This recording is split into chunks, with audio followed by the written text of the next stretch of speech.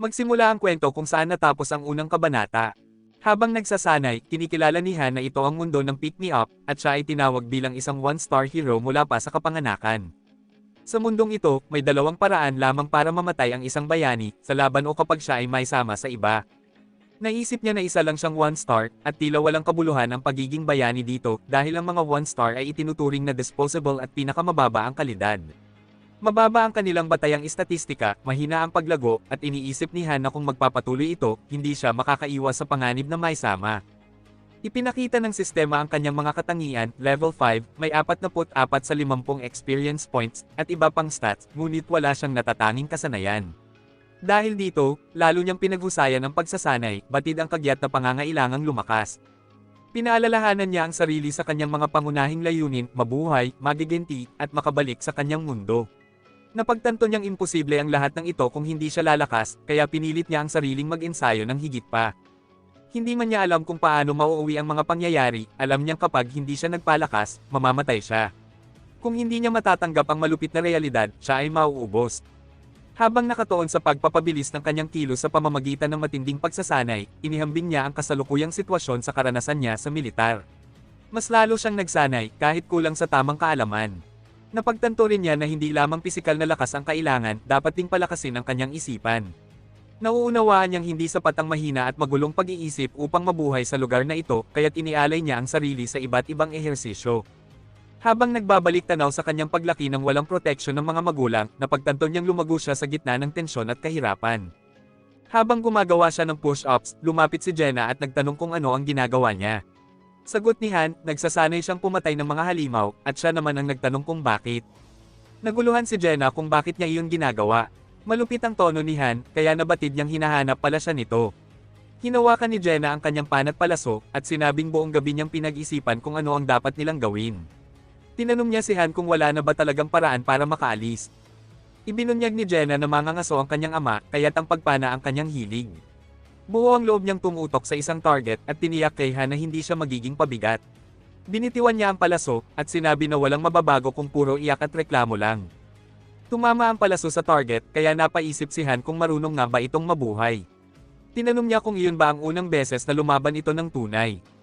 Sumang-ayon si Jenna, at inamin na mas gusto niyang manatili sa bahay. Nang tanungin ni Han kung gaano siya kagaling sa pagpana, sagot ni Jenna ay, sakto lang. Lingid sa kanya, sinilip ni Han ang kanyang attribute window. Natuklasan niya si Jenna Shirai ay level 2. May 5 sa 20 experience points, at ang natatangi nitong kasanayan ay mababang rango ng archery. Tansya ni Han na nakakuha ito ng 4 na stat points kahapon. Bagamat mas mababa ang stats ni Jenna kaysa sa kanya, may natatangi naman itong kakayahan. Naisip ni Han na kahit unang beses lang nitong lumaban, nagawa pa rin itong patayin ang isang goblin. Higit pa roon, napansin niyang mabilis itong nakaangkop sa mapait na katotohanan, at nagpakita ng tatag para makapagpatuloy. Humanga siya sa malinaw nitong layunin at determinasyon, at kinilala si Jenna bilang mahalagang kasama sa kabila ng kakulangan sa karanasan. Nakita niya ito bilang isang nakatagong hiyas na may potensyal, kaya't nagpasya siyang suportahan ito. May matatag na tingin, iniabot ni Jenna ang kanyang kamay kay Han, inalala ang turo ng kanyang ama tungkol sa kahalagahan ng koneksyon sa buhay. Sa kanilang mahigpit na pagkamay, ipinahayag niya ang pananabik na makipagtulungan bilang kakampi. Samantala, nagbigay abiso ang sistema kay Han tungkol sa positibong damdamin ni Jenna para sa kanya, at nag-anunsyo ng intimacy bonus. May kalakip itong payo kung paano gamitin ang bonus para sa pagpapalakas ng stats kapag bumuo ng party. Ngunit kahit may benepisyo, nakakainis pa rin para kay Han ang sunod-sunod na mensahe mula sa sistema. Kalaunan, tinawag niya ng malakas ang diwata na si Isel, at nagtanong kung naroon ba siya. Bigla itong nagpakita at inis na sumigaw na abala siya, kaya't nagkomento si Han na mabilis naman pala siyang sumagot. Hindi tiyak ni Han kung may ginagawa ba talaga ito, pero duda siyang seryoso itong abala. Mariing sinabi ni Isel na hindi siya sasagot kahit paulit-ulit siyang tanungin, at hinikayat si Han na umakyat na lang sa tore kung gusto niya ng kasagutan, dahil naroon ang lahat ng sagot. Tinanong ni Han kung siya lang ba ang nakakakita ng stats window sa itaas ng ulo nito. Nabigla si Isel at pilit na nagkunwaring walang alam. Ngunit agad ipinakita ni Han na nakasulat doon ang level 257. Nagulat si Isel at napatanong kung nakikita nga ba niya iyon. Hindi sinasadyang nasabi nitong nakakainis ang ginawa ni Han, bago siya natauhan sa sarili niyang sinabi. Dahil dito, nakasiguro si Han na siya lang ang nakakakita ng mga mensahe ng laro at ng master. Tinanong niya si Isel kung ano ang mangyayari kung sumuko ang master. Nalito ang diwata at nagtanong kung sino ang tinutukoy, ngunit sinabi ring ipanalangin na huwag sumuko ang master. Nagmuni-muni si Han sa kakaibang pangyayaring siya ay na-merge kay Shay. Para sa kanya, hindi ito simpleng pagkakamali, kundi malaking kapalpakan ng master. Kinuwente niya na napakaliit ng tsansa ng pag-summon ng 4-star hero, tinatayang 1% lang gamit ang paid summon, at iniisip niyang nasayang ang pagkakataong iyon sa maling pagkilos ng master. Pinag-isipan niyang dahil konektado ang pick-me-up sa telepono, hindi ito maaaring i-restart. Naalala niyang ang huling beses niyang binuksan ito ay 1 linggo matapos ang unang beses. Muli niyang tinanong si Essel kung magkaiba ba ang oras dito at sa mundo ng Earth. Nainis ang diwata at galit na ipinaalala na sinabi na niyang huwag siyang tanungin at hindi niya sasagutin ang ganoong mga bagay. Nabuo kay Han ang conclusion na magkaiba nga ang oras at sarkastikong nagpasalamat kay Essel, sabay tukso sa pagpupumilit nitong itago ang katotohanan. Naiinis na nilaro ng diwata ang kanyang tirentas at tinawag siyang isang hamak na 1-star basura. Alam ng pangunahing tauhan na wala talagang magagawa ang diwata laban sa kanya. Maaari lamang siyang makialam kung ito'y tungkol sa sariling depensa o kung sinuwi ang mga utos ng master. Nagpasya si Han na unti-unting tuklasin ang mga patakaran ng mundong ito at kapag hindi siya nakaangkop, tiyak na matatanggal siya. Ganoon gumagana ang mundong ito. Lumapit si Jenna kay Han at nagtanong kung ano ang pinag-uusapan nila. Ipinaliwanag ni Han na kailangan nilang akyatin ang tore na may 100 palapag. Dagdag pa niya, may isang tinatawag na master na makakapagbigay ng utos sa pamamagitan ni Essel at kailangan nilang tapusin ang mga misyong ibinibigay nito. Sinabi rin niyang marahil ay makakalabas sila kapag umabot na sila sa ika-100 palapag. Nagtanong si Jenna kung marami ba silang lalaban ng mga halimaw. Kumpirmadong sagot ni Han at ipinaliwanag na iyon ang dahilan kung bakit siya nagsasanay at kailangang lumakas. Nang tanungin ni Jenna kung silang dalawa lang ba, nilinaw ni Han na maaaring mag-summon ang master ng iba pang tao, at malamang ay patuloy pang may dadating habang sila'y umuusad. Batid ni Han na mula ngayon, ang kanilang mga buhay ay nakasalalay sa kanilang mga pagpili, at higit sa lahat, nasa mga kamay ni Essel. Pagkatapos ng isang araw ng pagsasanay, nakatuklas si Han ng kakaibang tuntunin sa mundong ito, ang mga pangunahing pangangailangan at pagkain ay kusang napupuno kinabukasan. Kapag inisip mo ang isang bagay na gusto mo, lilitaw ito sa mga drawer o aparador. Ngunit hindi gumagana ang baril at mga katulad na sandata. Napansin niya ang malaking kaibahan ng resulta ng kanyang pagsasanay, kaya't unti-unti niyang naunawaan ang bagay na hindi niya alam habang nilalaro ang pick-me-up. May mga pagkakataon na ang mga bayani ay magkaiba ang lakas sa laban kahit magkapareho ng ranggo. Isa lamang ang kanilang mga katangian, hindi sila tamad sa pagsasanay. Naintindihan ni Han na bagamat hindi diretsyong nagpapataas ng stats o level ang pagsasanay, pinapahasa nito ang kakayahang matuto ng kasanayan at ang pangkalahatang galing. Napagtanto niyang hindi niya ito naintindihan noong una, at ng pag-isipan, nagduda siyang mga artificial intelligence lang ang ibang bayani. Alam niya ring ang matalinong master ay kalaunay paghahati-hatian ng mga pangunahing bayani sa 3 grupo. Una, ayon sa isipan, dahil walang pasensya ang master sa mga bayani na madaling magpanik. Ikalawa, ayon sa kasanayan, ang mga mataas na ranggong bayani ay may nakalaang kasanayan agad, samantalang ang mga mababa ay nakatago pa at kailangang hanapin ng master. Ikatlo, ang pisikal na kakayahan, na pilit pinapabuti ni Han.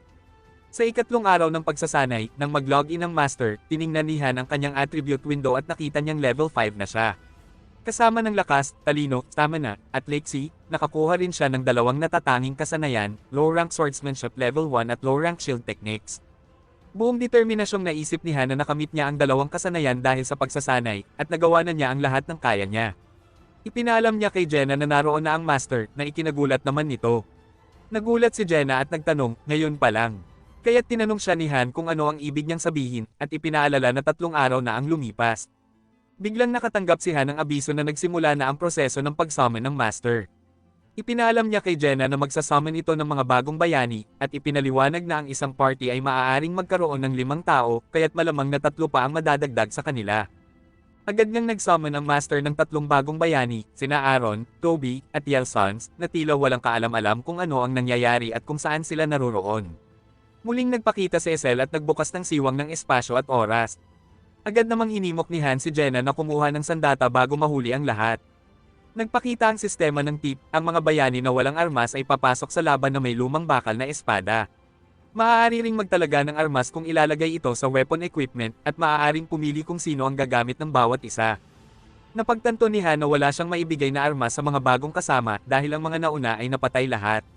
Samantala, minamadali ni Essel ang mga bagong kasapi na pumasok sa portal habang sumisigaw sila sa kanya. Isa ang nakiusap na pauwiin siya, at ang isa naman ay nagdududa kung sino ba talaga si Esel at saan siya nanggaling. Habang lumalala ang tensyon, mabilis na namagitan si Jenna upang pigilan ang isang lalaking madilim ang tono na tuluyang pagalitin pa si Esel na lalo namang ikinainis nito. Inakusahan siya ng lalaki na kakampi ni Esel at tinanong kung may kinalaman ba siya sa pagdating nila rito.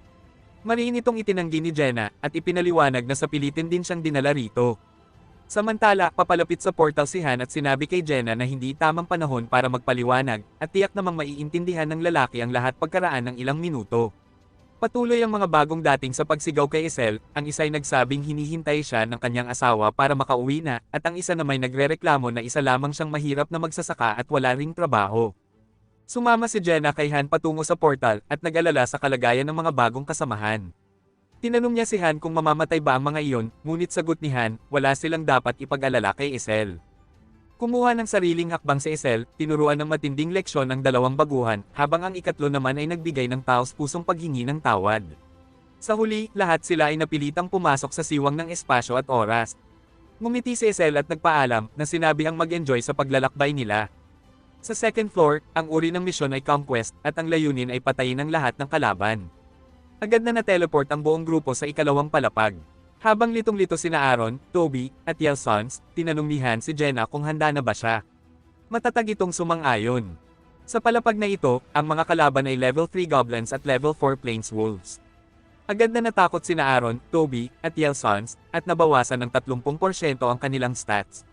Napansin ni Han na si Jenna man ay nanginginig sa takot at bumaba rin ang stats niya ng 30%. Tinukso siya ni Han, ngayon ba ang tamang oras para matakot? Kailangan muna natin patayin ang mga kalaban. Dahil dito, lalo lang siyang natakot at pinagsabihan si Han na huwag siyang tinatakot ng ganoon. Itinalaga ni Han kay Jenna ang dalawang goblin, habang siya na ang bahala sa mga lobo. Hindi na niya pinansin ang tatlong baguhan dahil wala silang silbi. Makalipas ang ilang sandali, habang umaabante ang mga halimaw, nanindigan si Han at buong tapang na hinarap ang mga ito. Sa determinadong pag-atake, tinaga niya ang isa sa mga lobo na sumugod sa kanya. Ngunit laking gulat niya nang hindi ito agad namatay, at naisip niyang malamang ay dahil iyon sa mahina at sirang sandata. Pero bago ang sunod na chapter, huwag kalimutan mag-like, share at subscribe sa ating YouTube channel na Isekai.